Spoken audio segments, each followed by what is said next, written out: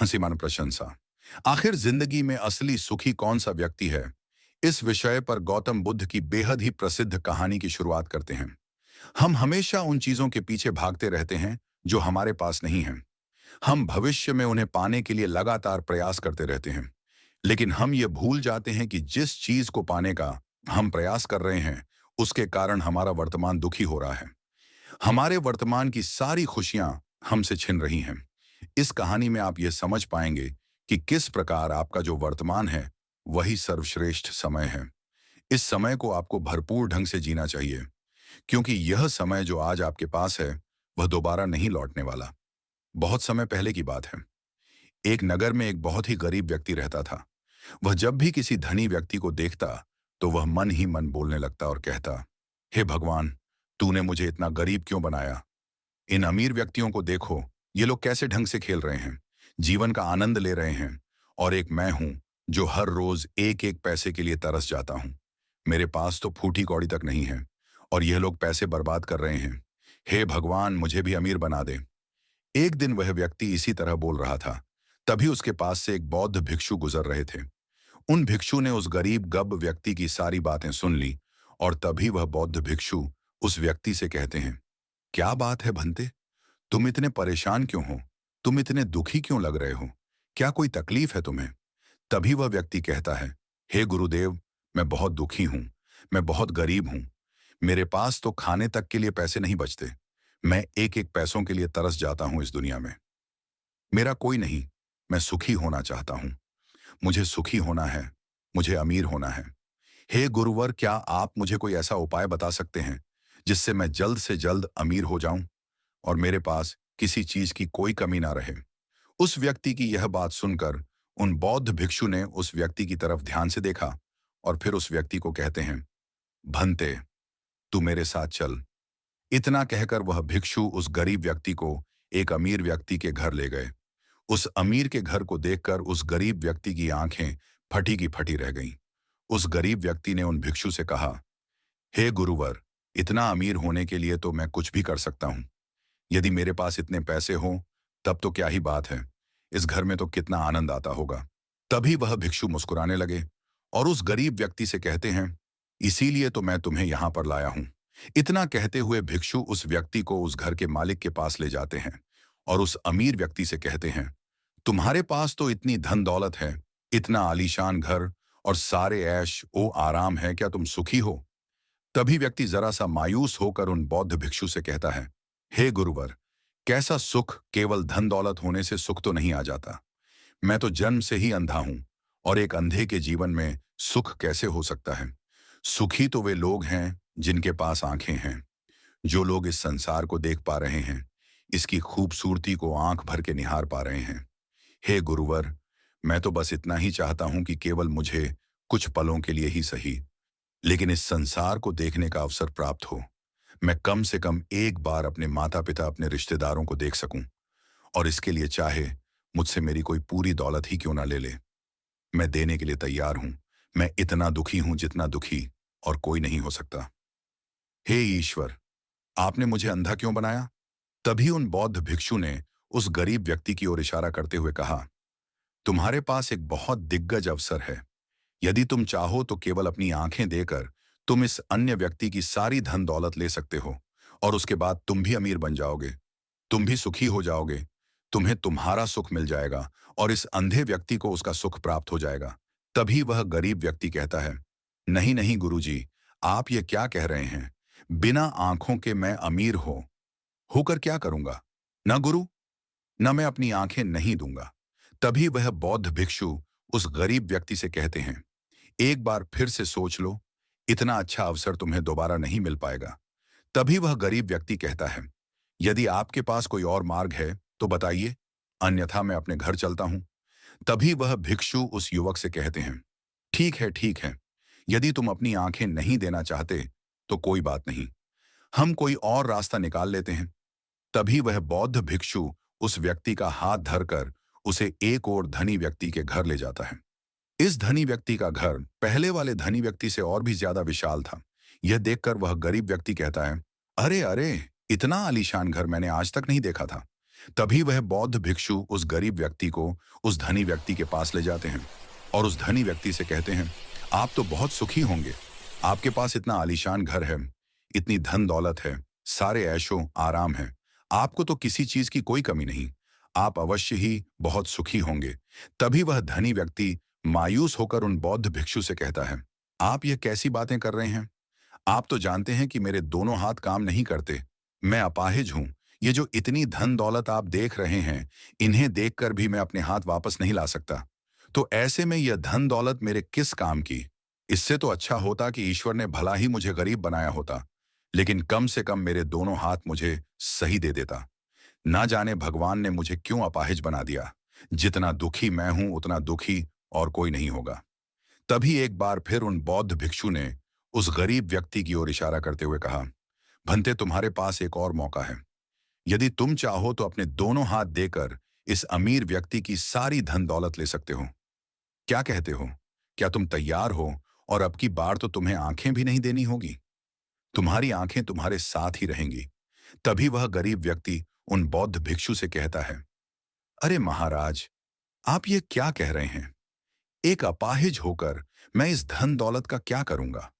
क्या आपके पास कोई ऐसा अमीर व्यक्ति नहीं है जिसका पूरा शरीर भी स्वस्थ हो और उसके पास बेशुमार धन दौलत भी हो? तभी वह बौद्ध भिक्षु उस व्यक्ति का हाथ धर करके उसे तीसरे अमीर व्यक्ति के पास ले जाते हैं। उस अमीर व्यक्ति के पास उसका अपना महल था। यह देखकर वह गरीब व्यक्ति उन बौद्ध भिक्षु तीन से कहता है, हे गुरुवर, ये तो अवश्य ही बहुत सुखी होगा। इसके पास तो इतना आलीशान महल है, इसके पास तो इतनी सारी धन दौलत है। ये अवश्य ही बहुत खुश रहते होंगे। इनका जीवन तो आनंद में होगा। तभी वह बौद्ध भिक्षु उस गरीब व्यक्ति को उस धनी व्यक्ति के पास ले जाते हैं और फिर उस धनी व्यक्ति से कहते हैं, आप तो अवश्य ही खुश रहते होंगे, क्योंकि आपके पास इतना आलीशान महल है, इतनी सारी धन दौलत है, आपके पास तो सारी सुख सुविधाएं भी हैं। आपका जीवन तो आनंद में बीतता होगा। इसके जवाब में वह अमीर व्यक्ति कहता है, हे गुरुवर, कैसा आनंद! मुझ जैसा दुखी इस दुनिया में और कोई नहीं होगा। मैं आज बहुत दर्द में हूं। मेरी पत्नी ने मुझे धोखा दे दिया है। वह किसी और से प्रेम करती है जो मुझसे भी अमीर है। आज मुझे समझ आया कि यह धन दौलत कभी किसी को सुख दुख नहीं दे सकती, और जब मन में दुख हो तो यह धन दौलत किस काम की मुझसे सुखी? तो वह गरीब इंसान होगा जिसकी पत्नी कम से कम उसके साथ तो है, वह उसके साथ वफादार तो है। आज मैंने तय कर लिया है कि मैं अपनी पत्नी और उसके प्रेमी की हत्या कर दूंगा। यह सुनकर वह भिक्षु उस अमीर व्यक्ति से कहते हैं, इससे पहले कि तुम ऐसा कदम उठाओ, कम से कम मुझे भोजन तो करवा जाओ और भोजन की व्यवस्था करो, और साथ में कुछ कांच के टुकड़ भी ले आना। वह धनी व्यक्ति सभी साधु संतों का बहुत आदर करता था, इसलिए वह उन बौद्ध भिक्षुओं की बात मान जाता है। लेकिन वह यह नहीं समझ पाता कि आखिर उन बौद्ध भिक्षु ने खाने के साथ कांच के टुकड़े क्यों मंगवाए हैं। लेकिन जैसा कि उन बौद्ध भिक्षु ने कहा था, वह अमीर व्यक्ति उसी प्रकार खाने की व्यवस्था कर देता है। वह भोजन के साथ साथ कुछ कांच के टुकड़ लेकर उन बौद्ध भिक्षु के पास पहुंचता है। तभी वह बौद्ध भिक्षु, वह गरीब व्यक्ति और वह धनी व्यक्ति तीनों एक साथ भोजन करने बैठते हैं, और उसी समय बौद्ध भिक्षु कुछ कांच के टुकड़े उठाकर उस अमीर व्यक्ति के भोजन में मिला देते हैं और उससे कहते हैं, लो, अब तुम इसे खा सकते हो। वह अमीर व्यक्ति अचंभित हो गया और उन बौद्ध भिक्षु से कहता है, हे गुरुवर, आप ये क्या कह रहे हैं? इस खाने में तो कांच के टुकड़े आपने मिलाए हैं। इस भोजन को मैं कैसे खा सकता हूं? यदि यह भोजन मैं करूंगा तो इससे मुझे बहुत तकलीफ होगी और हो सकता है कि मेरी मृत्यु भी हो जाए। तभी वह भिक्षु मुस्कुराने लगे और उस अमीर व्यक्ति से कहते हैं, तुम्हें यह बात तो समझ में आ गई, लेकिन तुम्हें यह बात नहीं समझ में आती कि अगर इस भोजन को खाना है तो इस भोजन के कांच के टुकड़ों को तुम्हें निकालकर अलग करना ही होगा। तभी यह भोजन तुम्हां खाने योग्य बनेगा, और तब यह भोजन तुम्हें कोई तकलीफ नहीं देने वाला, बल्कि तुम्हें सुख ही प्रदान करेगा। इस पर वह अमीर व्यक्ति अचरज में उन बौद्ध भिक्षु से कहता है, हे गुरुवर, आखिर आप क्या कहना चाहते हैं? तभी वह बौद्ध भिक्षु उस अमीर व्यक्ति से कहते हैं, ऐसे लोग जो कांच के टुकड़े के समान हैं, यदि तुम उनके साथ चिपके रहोगे तो तुम्हें दर्द तो अवश्य ही होगा। जिस प्रकार यह कांच का टुकड़ा मिला हुआ भोजन तुम्हें दर्द प्रदान करेगा, इसलिए इसका समाधान तो यही है कि तुम इन कांच के टुकड़ों को भोजन से अलग कर दो और जो है उस पर ध्यान दो। अर्थात कि तुम उन लोगों को भूल जाओ जो तुम्हारे जीवन में नहीं हैं, और उन लोगों पर ध्यान दो जो इस समय तुम्हारे साथ हैं। जैसे कि तुम्हारी पुत्री, वह भी तो तुम्हारे प्यार की भूखी है। क्या तुम्हारा यह कर्तव्य नहीं है कि तुम उसका ख्याल रखो, उसकी परवरिश करो?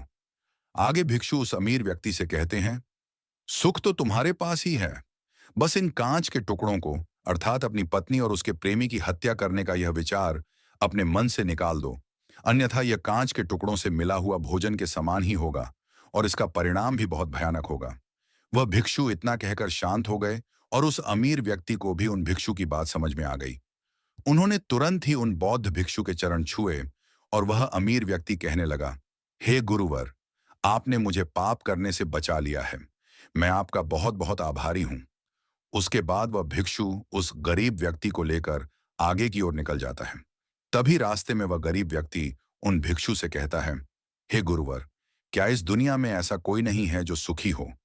तभी वह भिक्षु उस गरीब व्यक्ति से कहते हैं, भंते, आखिर तुम सुखी क्यों नहीं हो? इस पर वह गरीब व्यक्ति कुछ देर के लिए सोच विचार करता है, लेकिन उसके पास कोई जवाब नहीं होता। तभी वह भिक्षु उस गरीब व्यक्ति से कहते हैं, क्योंकि तुम्हें वह चाहिए जो तुम्हारे पास नहीं है। तुम्हारे पास धन नहीं है और तुम्हें धन चाहिए। तुम अमीर होना चाहते हो। तुम्हें लगता है कि वह तुम्हें सुख देगा, लेकिन तुम इस वास्तविकता को भी भूल रहे हो कि बाद में तुम्हें दुख भी वही देगा। जैसे कि जब हम पहले एक अमीर व्यक्ति के पास पहुंचे थे, तो उसके पास आंखें नहीं थीं। उसके पास जो नहीं था वह उसके लिए बिलक रहा था, जबकि उसके पास तो बेशुमार धन दौलत थी, और उसका पूरा शरीर भी पूरी तरह से स्वस्थ था। लेकिन उसका ध्यान उस पर नहीं था। वह उसे छोड़कर उन चीजों के पीछे भाग रहा था जो उसके पास नहीं थी। इसी तरह से दूसरे अमीर व्यक्ति के पास आंखें थीं, धन दौलत भी थी, लेकिन हाथ नहीं थे। इसी प्रकार जो चीज उसके पास थी, वह उसका आनंद नहीं ले रहा था, बल्कि वह तो इस दुख में था कि उसके पास और उसके ठीक हाथ इसी नहीं है। प्रकार से तीसरा अमीर व्यक्ति भी दुखी था, क्योंकि उसके पास तो धन दौलत भी थी, ऐशो आराम भी था, और उसके पास तो उसका पूरा शरीर भी था। वह पूरी तरह से स्वस्थ और तंदुरुस्त भी था, लेकिन फिर भी वह दर्द में था, क्योंकि उसे उसकी पत्नी ने धोखा दे दिया था, जो उसकी कभी हो ही नहीं सकती थी। जो स्त्री केवल धन के लिए किसी और के साथ भाग जाए, क्या वह उसका साथ कभी दे सकती थी? नहीं, लेकिन उस अमीर व्यक्ति के पास जो था, अर्थात उसकी पुत्री, वह उसके बारे में सोच ही नहीं रहा था। आगे वह भिक्षु उस गरीब व्यक्ति से कहते हैं, अमीर गरीब होने से दुख और सुख का कोई मतलब नहीं होता। अमीर हो या गरीब, हमारे दुखी होने का एकमात्र कारण यही होता है कि हम हमेशा उन चीजों के पीछे भागते रहते हैं जो हमारे पास है ही नहीं, और जो वर्तमान में हमारे पास है, हम उस पर ध्यान ही नहीं देते और ना ही उसका आनंद ले पाते हैं। हम तो केवल भविष्य में घूमते रहते हैं, भूतकाल में अटके रह जाते हैं, और यह सारी गलतियां हम वर्तमान की जमीन पर करते हैं। और यही कारण है कि तुम कभी आनंदित हो ही नहीं पाते, तुम कभी खुश नहीं रह पाते, क्योंकि जो आनंद का समय है, अर्थात वर्तमान का समय, वह तो यूं ही नष्ट हो जाता है। तभी आगे वह भिक्षु उस गरीब व्यक्ति की ओर इशारा करते हुए कहते हैं, भंते, तुम मुझे यह बताओ, क्या तुम्हारे पास उन तीनों अमीर व्यक्तियों के दुखों में से कोई एक भी दुख है? तभी वह गरीब व्यक्ति सोच विचार कर उन भिक्षु से कहता है, नहीं, मेरे पास उन अमीर व्यक्तियों के दुख में से कोई भी दुख नहीं है। इस पर भिक्षु उस गरीब व्यक्ति से कहते हैं, तो फिर तुम दुखी क्यों हो? इसका जवाब देते हुए वह गरीब व्यक्ति उन भिक्षु से कहता है, हे गुरु, भले ही मैं उनके मुकाबले सुखी हूं, पर क्या धन कमाना या धन प्राप्त करने की इच्छा नहीं होनी चाहिए? क्या मुझे अपने वर्तमान को इसी तरह से स्वीकार कर लेना चाहिए? क्या मुझे हमेशा इसी तरह से गरीब रहना चाहिए? तभी भिक्षु दिल से मुस्कुराते हुए उस गरीब व्यक्ति से कहते हैं, वर्तमान में वर्तमान क्षण का आनंद लो। वर्तमान में ही ऐसे कर्म करो जिससे तुम्हारा भविष्य सुधर सके, लेकिन ऐसी चीजों के पीछे व्यर्थ समय न गवाहो जो तुम्हारे पास आज नहीं है। जो तुम्हारे पास आज है उसका आनंद लो, और जो तुम पाना चाहते हो उसके लिए केवल कर्म करो, और उस कर्म का फल तुम्हें भविष्य में मिलेगा। यानी इसकी चिंता में भी मत रहना, क्योंकि यदि तुम इसकी चिंता में रहोगे तो कभी सुखी नहीं रह पाओगे, भले ही हालात कितने भी बुरे क्यों ना हो। केवल अपने आज पर ध्यान दो और अपने कर्म मन लगाकर करो। इतना कहकर वह भिक्षु शांत हो गए, और गरीब व्यक्ति को भी उन बौद्ध भिक्षु की बात अच्छी तरह से समझ में आ चुकी थी। वह यह समझ चुका था कि अब से उसे अपने वर्तमान पर ध्यान देना है, उसे अपने वर्तमान को सुधारना है। उसके बाद उस गरीब व्यक्ति ने उन बौद्ध भिक्षु को प्रणाम किया और वापस अपने घर लौट गया। अब से वह गरीब व्यक्ति यह सोचकर हमेशा खुश रहने लगा कि कम से कम वह उन 3 अमीर व्यक्तियों से अधिक खुश है। उसके पास अधिक खुशियों की वजह है। हाँ, यह बात और है कि उसके पास धन नहीं है, लेकिन उसके पास ऐसी चीजें हैं जो धन से कहीं ज्यादा कीमती हैं, और वह है उसका पूरा शरीर, जो पूरी तरह से स्वस्थ है। दोस्तों, मैं उम्मीद करता हूं कि यह कहानी सुनने से आपके जीवन में अच्छे बदलाव आए होंगे। आपको इस वीडियो से क्या सीखने मिला, ये कमेंट करके जरूर बताइए, और अपने परिवार, दोस्तों या आपके करीबी इंसान के साथ ये कहानी शेयर करके उन्हें भी इस ज्ञान से परिचित करवाएं। बाकी अगर आपको ये वीडियो दिल से अच्छी लगी हो, तभी इस वीडियो को लाइक कर देना, और आपने अब तक इस बुद्धा जोन चैनल को सब्सक्राइब ना किया हो, तो चैनल को सब्सक्राइब भी जरूर कर देना। आपका हर दिन शुभ हो और खुशियों से आपका जीवन भरा रहे। धन्यवाद। नमो बुद्धाय। चलिए बढ़ते हैं दूसरी कहानी की तरफ। इस कहानी में एक अजीब सा रहस्य बताया गया है, जिससे आप अपने अवचेतन मन की शक्ति को इस्तेमाल करके जिंदगी की कठिन से कठिन सफलता आसानी से प्राप्त कर सकते हैं। कैसे अपने अवचेतन मन की शक्ति को इस्तेमाल करना है, इसकी विधि क्या है, इस विषय पर हम आज एक अद्भुत कहानी आपको सुनाएंगे। दोस्तों, हमारा जो चेतन मन होता है, उससे करीब 9 गुना अधिक ताकतवर हमारा अचेतन मन होता है। अगर 1 गुना ताकत हमारे चेतन मन के पास है, तो इसका अर्थ यह हुआ कि उससे 9 गुना अधिक ताकत हमारे अवचेतन मन के पास है, क्योंकि अवचेतन मन ही हमारे पूरे शरीर को नियंत्रित करता है।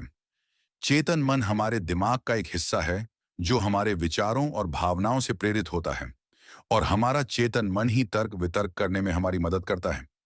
लेकिन दूसरी तरफ हमारा अवचेतन मन यह तर्क वितर्क नहीं करता। यह उस जानकारी को ग्रहण कर लेता है जो इसे चेतन मन देता है।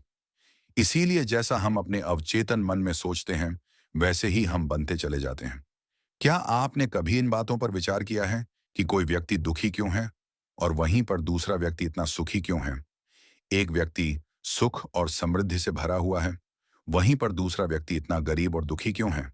एक व्यक्ति भयभीत है, जबकि दूसरा व्यक्ति आस्था और विश्वास से भरा हुआ है।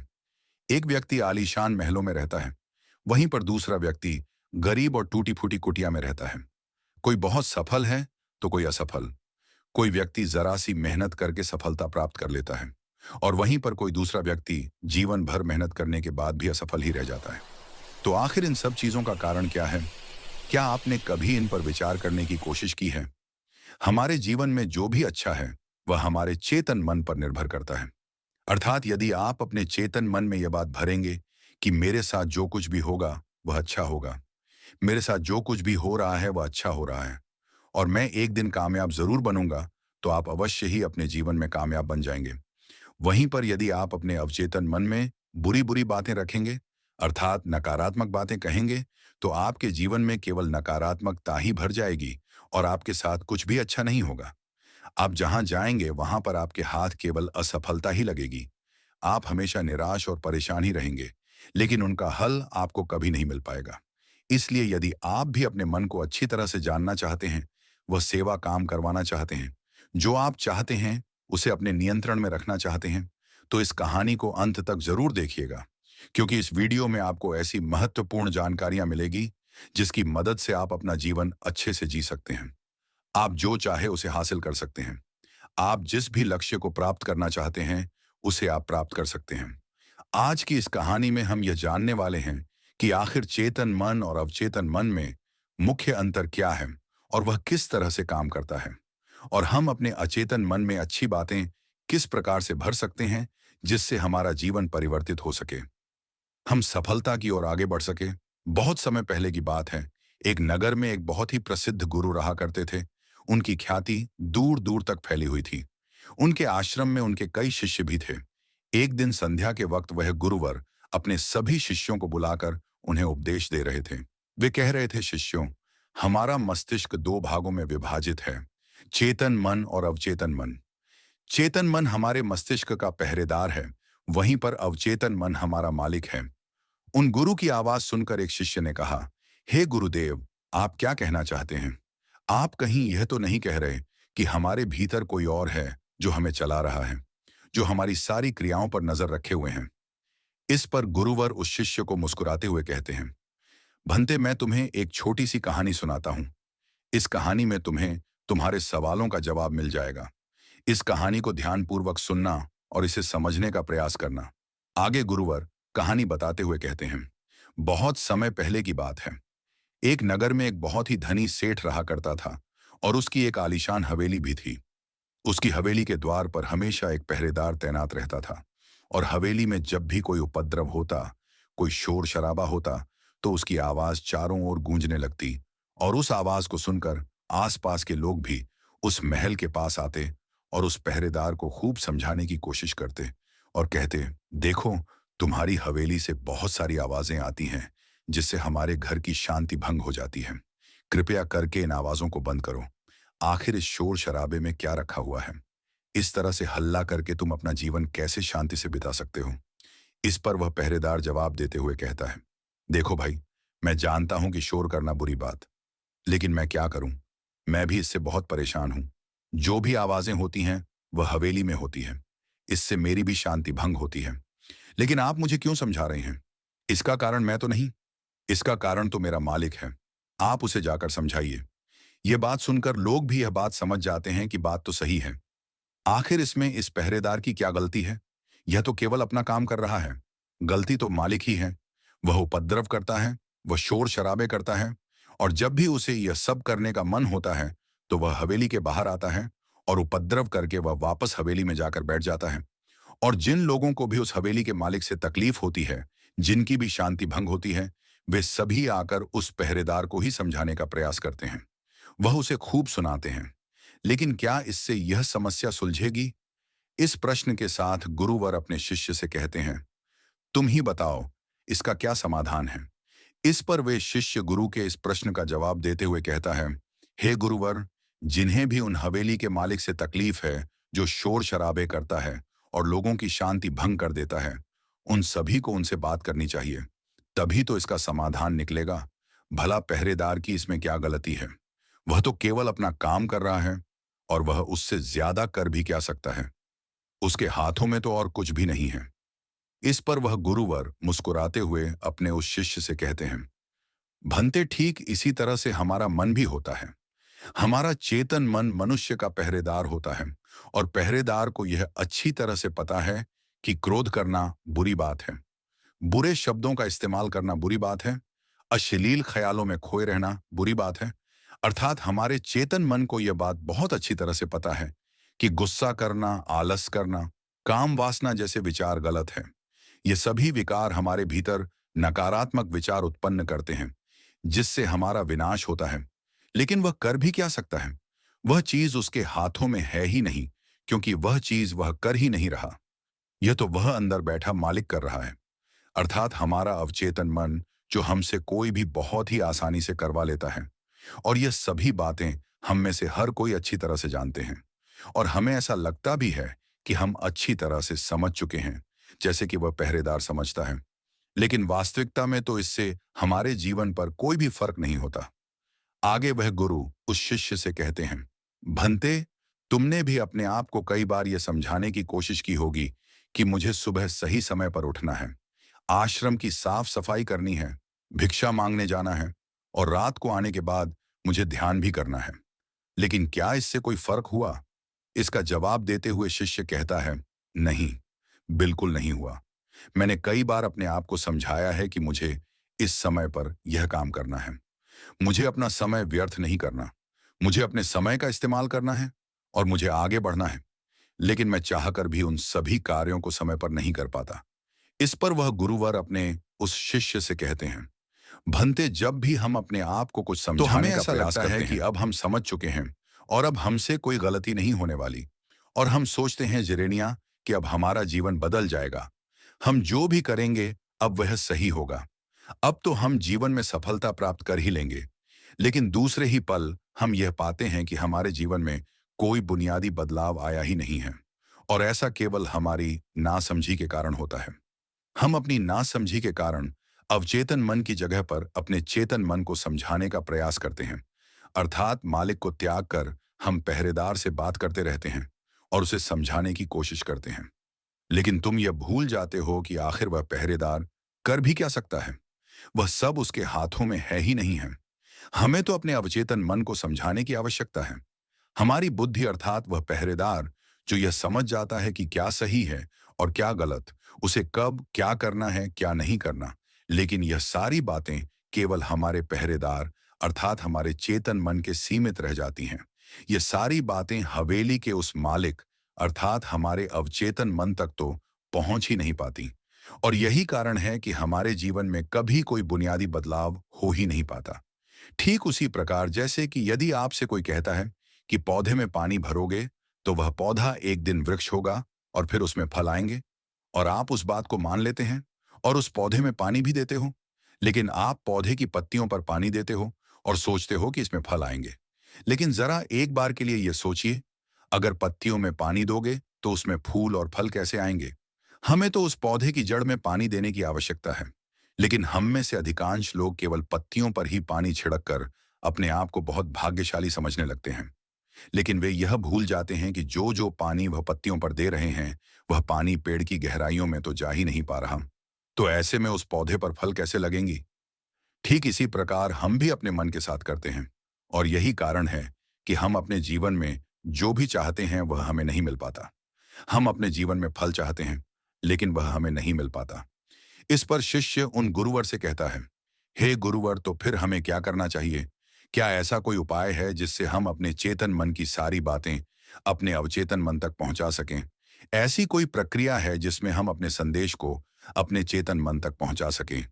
इस पर वह गुरुवर शिष्य से कहते हैं, भंते, यदि तुमने अपने संदेश को चेतन मन तक पहुंचा दिया तब तुम जो चाहोगे वह इच्छा प्राप्त कर सकते हो। तुम जैसा चाहो उस लक्ष्य को प्राप्त कर सकते हो, क्योंकि हमारा अवचेतन मन हमारे चेतन मन से 9 गुना अधिक शक्तिशाली होता है। आपने कभी ना कभी यह देखा ही होगा कि एक मनोवैज्ञानिक जब किसी के मन के गुप्त राज को जानने की कोशिश करता है, तब वह मनोवैज्ञानिक जब उसके मन की बात को बाहर निकलवाना चाहता है, उसके अतीत में जो भी घटना घटी है उसमें साफ साफ रूप से प्रवेश करना चाहता है, तो इसके लिए वह हाइपोस का उपयोग करते हैं। और आप में से अधिक आकांक्ष लोगों ने इस प्रक्रिया को देखा ही होगा। इस प्रक्रिया का प्रयोग करके मन की सारी सूचनाएं अपने आप ही बाहर निकलती हैं। इस प्रकार किसी के भी मन को काबू में करके हम उससे जो चाहे वह कार्य करवा सकते हैं। हाँ, अब आपके मन में यह भी प्रश्न उठ रहा होगा कि शायद वह सभी हमारे अवचेतन मन की चाल को समझते हैं। वह इसे अच्छी तरह से जानते हैं कि उसे किस तरह से अपने काबू में किया जाता है। तो इसका जवाब बहुत ही सीधा और सरल है। और इसका जवाब है हाँ, क्योंकि उन्होंने इसके ऊपर कई बार प्रयोग किया है और वह इसमें इतने निपुण हो जाते हैं कि वह किसी भी दूसरे मन पर अपना काबू कर सकते हैं। और अगर आप भी अपने अवचेतन मन की बात को समझते हैं, अपने मन की चाल को समझते हैं, तो आप भी अपने ही नहीं बल्कि किसी दूसरे के मन को भी वश में कर सकते हैं। आगे गुरुवर अपने उस शिष्य से कहते हैं, भंते, अपने अचेतन मन तक संदेश पहुंचाने के लिए आपको अपने चेतन मन को शांत करना होगा, उसे सुलाना होगा। और ऐसा इसीलिए क्योंकि हमारा चेतन मन तर्क वितर्क करने में माहिर है। वह एक पहरेदार है। वह हमारी रक्षा के लिए हमेशा तैनात रहता है। इसीलिए जब भी तुम अपना कोई संदेश उस चेतन मन तक पहुंचाने की कोशिश करोगे, जरे नियत तो वह तुमसे तर्क वितर्क जरूर करेगा और हमें अपनी बात अपने मालिक तक पहुंचाने की इजाजत तक नहीं देगा। जब तक कि हम अपनी बात अपने चेतन मन को अच्छी तरह से समझा नहीं देते या उसे शांत नहीं कर देते, तब तक वह हमें उस हवेली में घुसने नहीं देगा। क्योंकि हमारी सामान्य बुद्धि अर्थात हमारा चेतन मन तर्क वितर्क करने में माहिर होता है। और यही कारण है कि हम में से अधिकांश लोग अपने अचेतन मन तक एक साफ और स्पष्ट संदेश पहुंचा ही नहीं पाते। और इसी कारण हम अपने अचेतन मन को भी अच्छी तरह से समझ नहीं पाते। और हमारा अचेतन मन तर्क वितर्क नहीं करता। उसे तो केवल साफ और स्पष्ट संदेश चाहिए जिस पर वह कार्य कर सके। और उस तक हम साफ और स्पष्ट संदेश तभी पहुंचा सकते हैं जब हमारा मन पूरी तरह से शांत रहेगा, जब हमारे मन में और कोई विचार नहीं होंगे। और यही कारण है कि जब एक मनोवैज्ञानिक किसी के मन पर प्रयोग करता है, उसके मन को काबू करने की कोशिश करता है, उससे मनचाही बात निकलवाने की कोशिश करता है, तो सबसे पहले वह उसके चेतन मन को ही सुलाते हैं। आपने कहीं ना कहीं यह तो देखा ही होगा कि उनके सामने एक पेंडुलम जैसी चीज उनकी आंखों के सामने रख दी जाती है और उसे घुमाया जाता है, जिसे लगातार देखने के बाद वह व्यक्ति पूरी तरह से निद्रा में चला जाता है और इस कारण उसका चेतन मन पूरी तरह से शांत हो जाता है। और जब उसका पहरेदार पूरी तरह से सो जाता है और उसके पास तर्क वितर्क करने के लिए कोई नहीं बचता, तब वह वैज्ञानिक आसानी से उस हवेली में जाता है और उस मालिक से जी भर के बातें करता है। जो बातें वह चाहता है, वह बातें वह उससे निकलवा देता है। टिप के एक महान दार्शनिक ने कहा था कि अगर बात समझ में आ जाए तो आपका जीवन परिवर्तित हो जाता है। लेकिन उन्होंने वह बात उस समय के लोगों के लिए कही थी, क्योंकि उस समय टिब और बाकी दुनिया के लोग बहुत सरल हुआ करते थे। उनका मन बहुत साफ हुआ करता था और उनको जो भी बातें बताई जाती थीं, वह उन बातों को बहुत शांतिपूर्वक सुनते और समझते थे। उस समय कोई भी तर्क वितर्क नहीं करता था और जब कोई व्यक्ति तर्क वितर्क करने में माहिर होता था, तो वह उसे तर्क वितर्क करने देते और शांति से केवल उसकी बातें सुनते। जब तक कि व्यक्ति तर्क वितर्क करके थक न जाए, तो वह गुरु के पास वापस आता है और उनसे कहता है गुरुवर, मैं अब तर्क वितर्क करके थक चुका हूं, लेकिन उससे मुझे कुछ भी हासिल नहीं हुआ। कृपया करके अपना कोई मार्ग बताइए। आप मुझे अपने तरीके से समझाएं। अब मैं उसमें कोई भी अवरोध उत्पन्न नहीं करूंगा। ठीक इसी प्रकार से हमारी बुद्धि भी काम करती है। जब हमारा मस्तिष्क तर्क वितर्क करके थक जाता है, तब उसे इस बात का एहसास होता है कि तर्क वितर्क करके उसे कुछ भी हासिल नहीं होने वाला और उस समय तक उसे कुछ भी समझ में नहीं आएगा। अगर आपको यह वीडियो दिल से अच्छी लगी हो, तभी इस वीडियो बुद्ध ने यह सब शक्तियों को मार का नाम दिया है।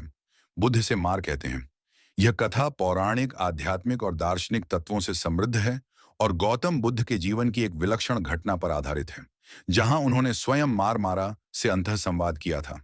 तो चलो कहानी को शुरुआत करते हैं। गौतम बुद्ध उर्वेला के एक पीपल वृक्ष के नीचे बैठ गए, जिसे बाद में बोधि वृक्ष के नाम से जाना गया। उन्होंने संकल्प लिया, जब तक मुझे सत्य की प्राप्ति नहीं होती, मैं इस स्थान से नहीं हटूंगा, भले ही मेरा शरीर नष्ट हो जाए। उस रात आकाश में तारे चमक रहे थे और सिद्धार्थ की समाधि गहरी होती जा रही थी। लेकिन यह वह क्षण था जब मार इच्छाओं और भय का स्वामी उनकी दृढ़ता को परखने के लिए प्रकट हुआ। जैसे ही सिद्धार्थ ने अपनी समाधि को गहरा किया, प्रकृति में एक अजीब सी हलचल शुरू हुई। हवाएं तेज हो गईं, पेड़ों की पत्तियां कांपने लगीं और आकाश में काले बादल घुमड़ने लगे। यह कोई साधारण रात नहीं थी। मार, जो इच्छाओं, भय और अहंकार का स्वामी था, सिद्धार्थ की दृढ़ता को परखने के लिए प्रकट हुआ। उसका रूप भयानक और आकर्षक था। उसकी आंखों में एक ऐसी चमक थी जो किसी को भी भटका सकती थी। उसकी आवाज में एक मधुरता थी जो मन को मोह सकती थी। मार ने सिद्धार्थ को देखा, जो शांत और स्थिर बैठे थे। उसने सोचा, यह साधक मेरे साम्राज्य को चुनौती दे रहा है। यह वह है जो मेरे बंधनों को तोड़ना चाहता है। मैं इसे नहीं होने दूंगा। मार ने अपनी सेना को बुलाया। भय, लालच, क्रोध और अहंकार की सेना। उसने अपने हथियार तैयार किए, जो तलवार या भाले नहीं, बल्कि मन को भटकाने वाले विचार और भावनाएं थीं। पहला प्रलोभन, इच्छा और सुकुमार ने अपना पहला हमला शुरू किया। उसने अपनी पुत्रियों, राग, अर्ति और तृष्णा को सिद्धार्थ के पास भेजा। ये तीनों अप्सराएं थीं जिनकी सुंदरता और मधुरता से कोई भी मोहित हो सकता था। राग ने अपने नृत्य से सिद्धार्थ को लुभाने की कोशिश की। उसने कहा, हे साधक, इस संसार में सुख ही सत्य है। मेरे साथ आओ, मैं तुम्हें वह सुख दूंगी जो तूने कभी अनुभव नहीं किया। अर्ति ने मधुर गीत गाए और कहा, तपस्या का क्या अर्थ, जीवन का आनंद लो, मेरे साथ नाचो। तृष्णा ने कहा, मैं तुम्हें धन, वैभव और प्रेम दे सकती हूँ। तू जो चाहे वह सब तेरा हो सकता है। सिद्धार्थ की आंखें बंद थीं, उनका मन शांत था। उन्होंने इन प्रलोभनों को देखा, पर उनके हृदय में कोई हलचल नहीं हुई। उन्होंने कहा, यह सुख क्षणिक है, ये इच्छाएं केवल दुख को जन्म देती हैं। मैं उस सत्य की खोज में हूं जो अनंत है। उनकी दृढ़ता को देखकर मार की पुत्रियां हताश हो गईं और लौट गईं। दूसरा हमला, भय और आतंक। मार ने अब अपनी रणनीति बदली। उसने भय का रूप धारण किया। आकाश में काले बादल घुमड़ने लगे, बिजलियां कड़कने लगीं और पृथ्वी कांपने लगी। मार की सेना ने भयानक रूप धारण किए। राक्षस, भूत और प्रेत वे सिद्धार्थ के चारों ओर चक्कर लगाने लगे। भयानक आवाजें निकालते हुए कुछ ने तलवारें लहराईं, कुछ ने आग की लपटें फेंकी और कुछ ने सिद्धार्थ को भयभीत करने के लिए भयानक चेहरों के साथ नृत्य किया। मार ने गरज कर कहा, हे साधक, मेरे सामने कोई नहीं टिक सकता। तू कौन है जो मेरे साम्राज्य को चुनौती देता है?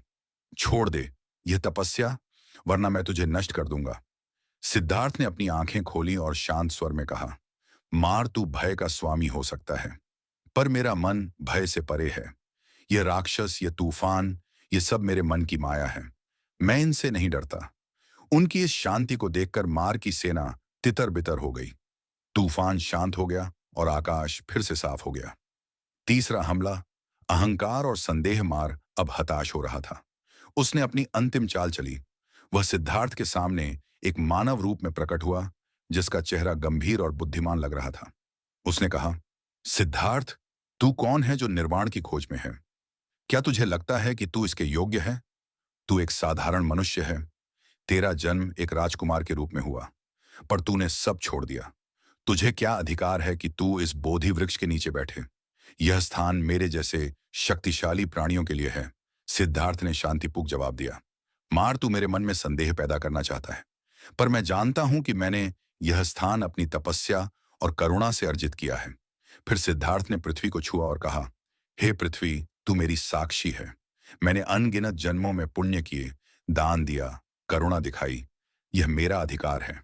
पृथ्वी कांप उठी और एक गहरी गूंज सुनाई दी, मानो पृथ्वी स्वयं सिद्धार्थ की साक्षी दे रही हो। मार को अब कोई जवाब नहीं सूझा। उसने अपनी हार स्वीकार की और वहां से चला गया। बुद्ध का जागरण मार के जाने के बाद सिद्धार्थ ने अपनी समाधि को और गहरा किया। उस रात उन्होंने 4 आर्य सत्यों को समझा। एक, दुख। संसार में दुख है, जन्म, वृद्धावस्था, रोग और मृत्यु। 2, दुख का कारण तृष्णा, इच्छा है जो अनित्य चीजों से लगाव पैदा करती है। 3, दुख का निवारण, दुख का अंत संभव है जो निर्वाण के माध्यम से प्राप्त होता है। 4, दुख निवारण का मार्ग, अष्टांगिक मार्ग, जिसमें सम्यक दृष्टि, सम्यक संकल्प, सम्यक वाक, सम्यक कर्म, सम्यक आजीविका, सम्यक प्रयास, सम्यक स्मृति और सम्यक समाधि शामिल हैं। जैसे ही सुबह का सूरज उगा, सिद्धार्थ बुद्ध बन चुके थे। जागृत प्रबुद्ध उन्होंने संसार के दुखों का कारण और उसका अंत देख लिया था। निर्वाण के बाद प्रथम उपदेश, बुद्ध ने बोध गया में कुछ समय तक अपनी प्राप्ति का चिंतन किया। फिर वे सारनाथ गए, जहां उन्होंने अपने 5 पूर्व साथियों को प्रथम उपदेश दिया, जिसे धर्मचक्र प्रवर्तन सूत्र कहा जाता है। उन्होंने 4 आर्य सत्यों और अष्टांगिक मार्ग का उपदेश दिया। उनके शब्दों में एक ऐसी शक्ति थी कि उनके श्रोता उनके अनुयायी बन गए। पौराणिक और दार्शनिक विश्लेषण, बुद्ध और मार का यह संवाद केवल एक कहानी नहीं है। यह मानव मन की आंतरिक यात्रा का प्रतीक है। मार इच्छाओं, भय और अहंकार का प्रतीक है, जो हमें सत्य के मार्ग से भटकाने की कोशिश करते हैं।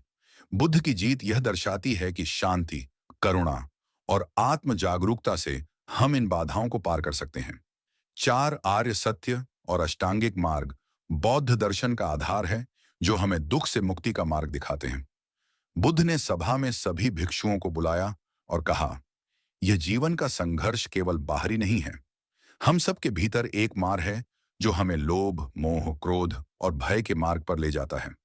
वह केवल तब तक शक्तिशाली है जब तक हम उसे पहचानते नहीं। जैसे ही तुम उसे देख लेते हो, वह खो जाता है। ज्ञान का प्रकाश ही उसका अंत है। समय बीत गया। बुद्ध ने अपने शरीर का त्याग किया, लेकिन उस दिन का वह संवाद, बुद्ध और मार का विलक्षण संवाद, भिक्षु पीढ़ी दर पीढ़ी सुनाते रहे। उन्होंने इसे केवल एक घटना नहीं, बल्कि आंतरिक यात्रा का प्रतीक माना। मार कोई अन्य नहीं, वह तुम स्वयं हो। तुम्हारी इच्छाएं, तुम्हारे भय, तुम्हारा स्व और बुद्ध भी कोई अन्य नहीं। वह तुम्हारे भीतर की जागृति है। इस कथा का अंत वहां नहीं होता जहां मार चला गया, बल्कि वहां होता है जहां हर शिष्य अपने भीतर उस मार को पहचानता है और फिर बुद्ध बन जाता है। मार और बुद्ध 2 विरोध नहीं है, बल्कि एक ही यात्रा के 2 चरण हैं।